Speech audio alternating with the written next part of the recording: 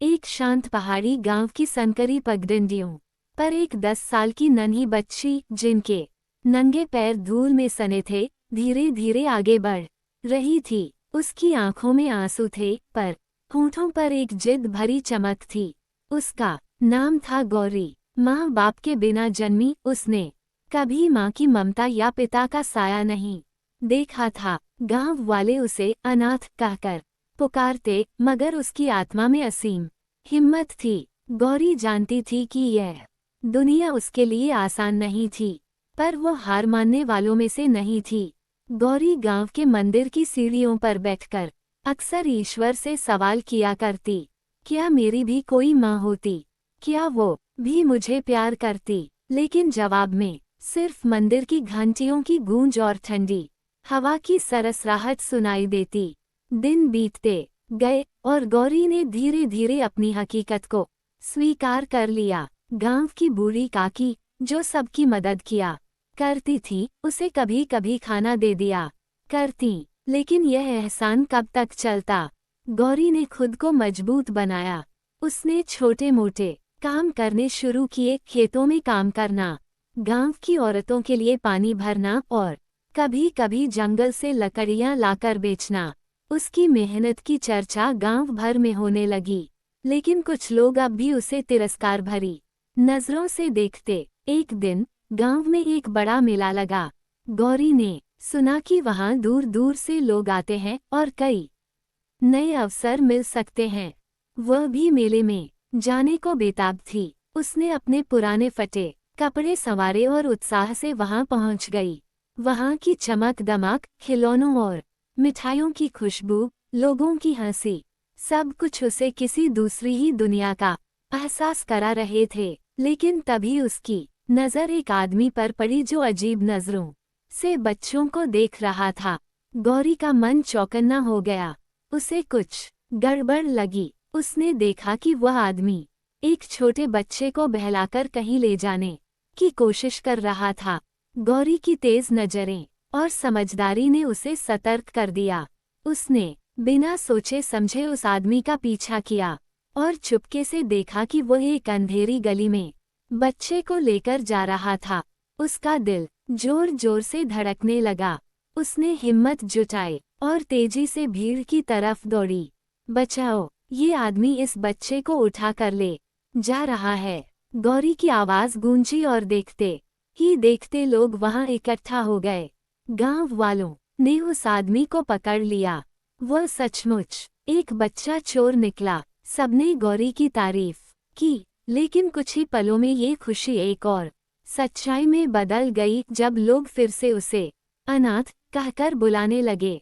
गौरी को समझ आ गया कि दुनिया के लिए वह कुछ भी कर ले, उसकी पहचान हमेशा एक अनाथ की ही रहेगी। लेकिन क्या सच में ऐसा था? क्या उसकी तकदीर में कोई नया मोड़ आने वाला था? गौरी मेला खत्म होने के बाद भी वहीं बैठी रही। लोग उसकी बहादुरी की बातें कर रहे थे, लेकिन उनके लहजे में वही पुराना तिरस्कार था। एक अनाथ लड़की ने ये कर दिखाया, मानो उसकी पहचान बस अनाथ होना ही थी। गौरी ने धीरे से अपनी मुट्ठियां भींच ली। वह जानती थी कि उसे खुद को साबित करना होगा, लेकिन कैसे?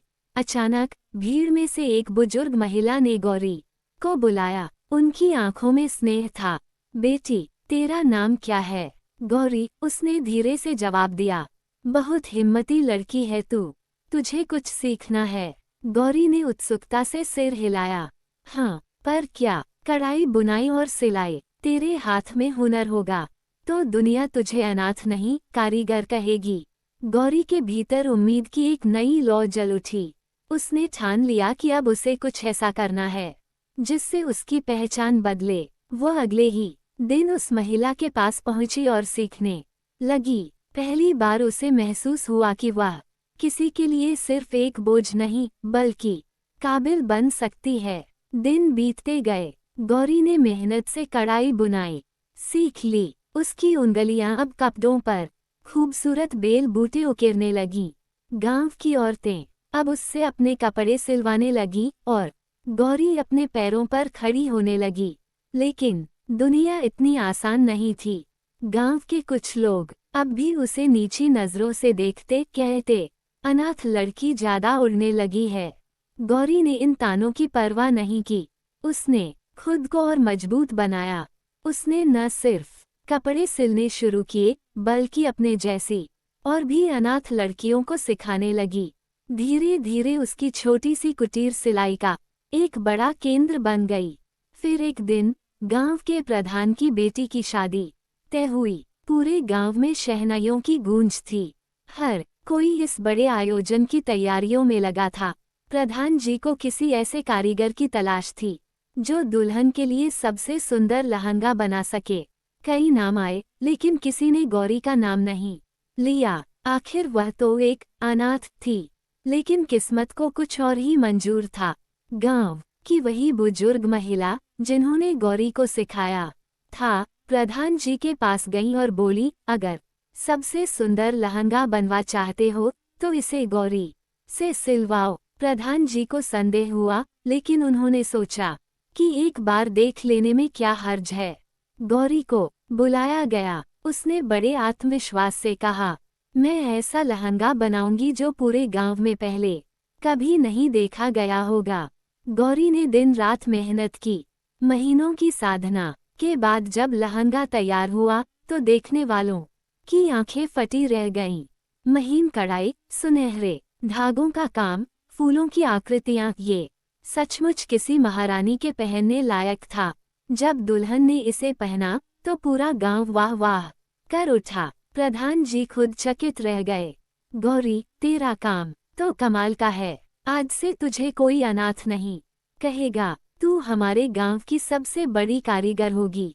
गौरी की आंखों में खुशी के आंसू थे।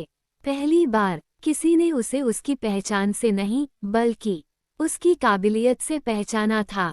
लेकिन क्या ये गौरी के संघर्ष का अंत था या उसकी नई शुरुआत? गौरी के लिए यह एक नई शुरुआत थी। अब पूरा गांव उसकी कारीगरी का कायल था। प्रधान जी ने खुद उसे सम्मानित किया और गांव में एक बड़ी सिलाई कुटीर खोलने का प्रस्ताव रखा। लेकिन गौरी की सोच इससे भी आगे थी। वह चाहती थी कि उसकी तरह कोई भी अनाथ लड़की अपने भाग्य को कोसे नहीं बल्कि अपने हाथों से अपनी तकदीर लिखे। एक दिन गौरी अपनी कुटीर में बैठी थी जब एक अजनबी आदमी वहां आया। वह शहर से आया था और हाथ में एक सुंदर कढ़ाईदार कपड़ा पकड़े था। क्या तुमने ये लहंगा बनाया? उसने पूछा। हाँ, गौरी ने गर्व से कहा। मैं एक बड़ा व्यापारी हूँ और शहर में अपना कपड़ों का व्यवसाय चलाता हूँ। तुम्हारी कारीगरी अनोखी है। अगर तुम चाहो तो मैं तुम्हारे बनाए कपड़ों को शहर में बेच सकता हूँ। गौरी का दिल जोरों से धड़कने लगा। यह एक बड़ा मौका था, लेकिन गांव के कुछ लोगों को ये पसंद नहीं आया। एक अनाथ लड़की अब शहरों में नाम कमाएगी, वे फुसफुसाने लगे। लेकिन इस बार गौरी ने किसी की परवाह नहीं की। उसने हाँ कह दी। धीरे धीरे उसके बनाए कपड़े शहरों में बिकने लगे। व्यापारी हर महीने उसकी कुटीर से कपड़े ले जाता और अच्छे पैसे देता। गौरी ने इन पैसों से और भी अनाथ लड़कियों को काम सिखाना शुरू किया। अब उसकी कुटीर सिर्फ एक सिलाई केंद्र नहीं बल्कि एक परिवार बन चुका था। उन लड़कियों का परिवार जिन्हें दुनिया ने ठुकरा दिया था। एक दिन गांव में वही लोग जो उसे ताने मारते थे उसकी दुकान के बाहर कतार में खड़े थे। वे अपने घर की औरतों के लिए उसके बनाए कपड़े खरीदने आए थे। ये देखकर गौरी के होठों पर हल्की मुस्कान आ गई। समय ने सब कुछ बदल दिया था, लेकिन किस्मत को अभी और इम्तिहान लेने थे। एक रात जब गौरी अपनी सिलाई कुटीर में काम कर रही थी, तभी आग लग गई। लपटें तेजी से फैलने लगी। उसकी बनाई सारी मेहनत राख बनने वाली थी। गौरी ने बिना वक्त गवाए शोर मचाया, बचाओ, आग लग गई। गांव के लोग दौड़कर आए। पानी फेंककर, बाल्टियां भर भर कर किसी तरह आग बुझाई गई, लेकिन तब तक बहुत कुछ जल चुका था। गौरी के सपने, उसकी बनाई कढ़ाई, कपड़े सब राख में बदल चुके थे। गौरी ढेर सारी लड़कियों के साथ वहीं बैठकर रोने लगी। क्या उसकी मेहनत यूं ही खत्म हो जाएगी? क्या उसका सपना यहीं दम तोड़ देगा? लेकिन तभी गांव के लोगों ने कुछ ऐसा किया जिसकी गौरी ने कल्पना भी नहीं की थी। प्रधान जी ने कहा, गौरी, तूने इस गांव का नाम रोशन किया है। अब ये गांव तुझे फिर से उठाने में मदद करेगा। गांव की औरतें, जिन्होंने कभी उसे सिर्फ एक अनाथ समझा था, उसकी मदद के लिए आगे आईं। कुछ ने अपने घर के कपड़े दिए तो कुछ ने पैसों से मदद की। गांव के कारीगरों ने कुटीर को फिर से बनाने में हाथ बटाया। गौरी की आंखों में आंसू थे, लेकिन इस बार ये आंसू दुख के नहीं, खुशी के थे। उसे एहसास हुआ कि अब वह अकेली नहीं थी। गांव ने उसे स्वीकार कर लिया था। अब वह सिर्फ अनाथ नहीं थी, वह उस गांव की बेटी थी जिसने अपनी किस्मत खुद लिखी थी। लेकिन क्या ये गौरी के सफर का अंत था? नहीं, उसकी असली उड़ान तो अब शुरू होने वाली थी। आग की राख से उठकर गौरी ने अपनी सिलाई कुटीर को नए जोश और हिम्मत के साथ फिर से खड़ा किया। अब ये सिर्फ एक साधारण सिलाई केंद्र नहीं था, बल्कि एक मिशन बन चुका था उन लड़कियों के लिए जो कभी खुद को अकेला और असहाय समझती थीं। गांव के लोगों ने पहली बार महसूस किया कि गौरी सिर्फ एक अनाथ लड़की नहीं, बल्कि पूरे गांव की शान थी। कुछ महीनों बाद जब गौरी की दुकान फिर से चलने लगी, तब वही व्यापारी दोबारा आया। इस बार उसके साथ कुछ और लोग थे। गौरी, तुम्हारी कारीगरी शहर में इतनी मशहूर हो गई है कि बड़े व्यापारियों को भी तुम्हारे बनाए कपड़े पसंद आ रहे हैं। वे चाहते हैं कि तुम उनके लिए काम करो। तुम्हारे नाम से एक ब्रांड बनाया जा सकता है। गौरी को ये सुनकर यकीन नहीं हुआ। एक समय था जब उसे सिर्फ एक अनाथ समझकर ठुकरा दिया गया था, और अब उसकी पहचान एक कारीगर के रूप में होने लगी थी। लेकिन क्या यह उसके लिए सही फैसला था? क्या उसे गांव छोड़कर शहर जाना चाहिए? गौरी ने सोचा और फिर मुस्कुराते हुए कहा, अगर मेरा नाम बड़ा होना है तो मैं अपने गांव को भी साथ ले जाऊंगी। ये सिर्फ मेरी नहीं, यहाँ की हर लड़की की मेहनत है। हम सब मिलकर काम करेंगे। इस तरह गौरी ने अपने गांव की और भी लड़कियों को इस काम में शामिल किया।